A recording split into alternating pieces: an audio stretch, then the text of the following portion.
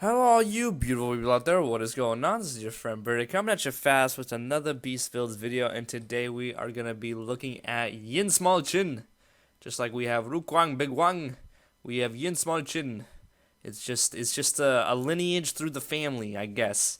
I mean, she's not confirmed family. She probably isn't family at all, but I have a feeling that she's tied to Shinbi in some sort of way. And yeah, if I sound a bit sloth-like, if I sound a bit slow, it's because I literally just came down with some sort of sickness. Because I'm just fucking sick, yo. I don't know. It's my girlfriend was over this weekend. And she gave me cooties, so now I'm probably gonna die tomorrow. So yeah, let me let me bring out this one last build before Rip Riddick 2017. Okay. So anyway, I built this deck. This is a very preliminary deck. Okay, I didn't play too much Yin.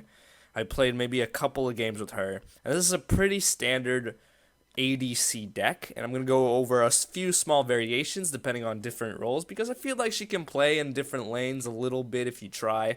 But she's really good in safe lane. She is actually really good. And especially now since today's Monday, tomorrow's going to be Tuesday, they're going to increase the range of her lash kick from 650 to 950 units, which is like times 1.5 pretty much. Like it's an insane amount. It will help her close the gap between other rangers way quicker, and it'll just make her really strong. So I think she's really going to be a top tier ADC. So you have your basic start here with a health potion and a madstone gem in lane, okay? And then you're just going to continue to spam these madstone gems. I like to call it spam stone gem. You're going to use 3 of them. If you have more, go ahead and put a 4th one in there. But this deck is really focused around attack speed and crit chance and crit damage. Because I don't think she hits as hard as some other rangers like Murdoch. But if you put attack speed on her, oh my god, she attacks so goddamn quick. It's insane. So you're going to go through your 3 Madstone gems early game. And then a Sage's Ward for your 4th item. Unless, you're laying against an Aurora or something, you want to put Hunter's Guile in there first. If you're not laying against an Aurora, which I haven't seen an Aurora lately, for whatever reason. Maybe because in Diamond already people didn't really play Aurora that much because everybody knew to counter her with such cards like Purity Sensor and Hunter's Guile. So it didn't really make any sense, but we're going to have that card in there just in case because there's a lot of CC, and with all the new card changes and everything, the meta changed up a little bit where now there's a lot of counter CC as well, including Yin's moveset, which is really nice. So damage and attack speed complements her really well because the attack speed also affects her abilities. So her whiplash back, over to the enemy. If you're in the middle of an auto attack chain, you can cast that ability quicker because your auto attack comes back quicker. With this build, you go from 1 hit a second to 2 hits a second very quickly. So you're going to start with Madstone Gems and have your damage out. And then you're going to actually start building into a 12-point Whirling Wand. Okay, with 12 points of damage. Now, you can do this. You can have Blink Shot first if you're really aggressive. This is all up to you. If we're going with points-wise, then most likely the most beneficial way to build it is 3 Madstone Gems, Sage's Ward, Blink Shot, Hunter's Guile without slotting it first, and then you move on to the other cards. So what you're going to start doing now is you're going to be throwing away your Madstone Gems as you see fit. If you're getting a lot of points, you can just start going into this Whirling Wand. If you're not getting that many points, you can just slot Hunter's Guile with some more damage real quick. But there's a reason that you have 3 major kinetics in this, and that's because you're going to get rid of all of your Madstone Gems, and you're going to end up replacing them with Micro Nukes later on in the game. You have a 12-point Micro Nuke here, a 12-point Micro Nuke there, and your third 12-point card is going to be Whirling Wand. So with this, you would have, I think 44% was how much I calculated. This is 28% crit chance. Then, yeah, 44% crit chance from these 2 micro nukes. Now, 44 might not seem a lot in comparison to a lot of others, but with all of this attack speed, like literally 16.5 times 4 attack speed. Okay, let's do some mental math real quick. That's 66 points of attack speed.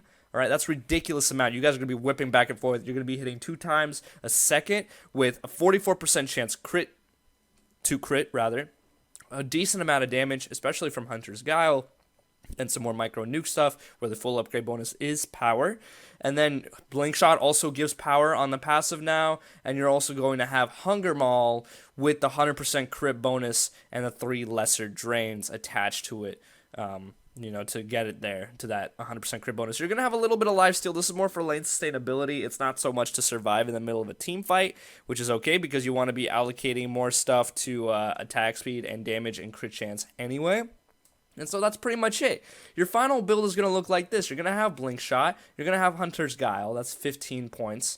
Okay, you're going to have Hunger Ball. That's 24 points total. And you're going to have 3 cards that are 12 points each, which is going to be 36 plus 24 equals 60. And those are Micro Nuke, and Whirling Wand. Okay, that's not in any particular order. I broke down the order for you guys earlier. Really, it's up to you. You're always going to start with the Madstone Gems no matter what.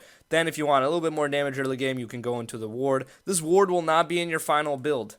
This will not be... Well, actually, it will be in your final build. Hold up. Hold up. Did I do some... I did some calculations, right? Yeah. No, it won't be in your final build. My bad. So usually I have Wards in my final builds, but as a Ranger, you kind of... Usually you don't use one. That's assuming that all your other teammates have wards, where up in Diamond they usually do. But if you do need to be a bit more self-dependent, then you can use the Sage's ward instead of having... I don't even know. I would have to go back and redo this build a little bit. Maybe make it 9 points and get rid of somewhere else. But again, I did the math for you guys. 12, 12, 12. That's 3 cards of 36 points. Hunter's Guile, which is 10 points itself, that's 46, and that's 4 cards. Blink Shot is 5 points, that's 51 with 5 cards, and Hunger Ball is 9 points, and that's going to total 60 points with 6 cards, okay? So the Sage's Ward is nice early game to have for some damage if you want it, or it's there to ignore altogether because you're not going to have it in your build at the end anyway, so maybe if you do get... you know, some more, if you get a lot of kills early game or whatever and you want more damage, then you can bring out that Sage's Ward. There's nothing wrong with that. It's pretty nice to have anyway. So, yeah, you're going to be doing a lot of damage. You're going to be doing about 500. You're going to be attacking twice a second. And, you know, the 500 is obviously with the crits and the crit damage. And with Prime, it's just ridiculous. So, that is the safe lane variation with 2 cast tokens in between if you're, like, running low on CP.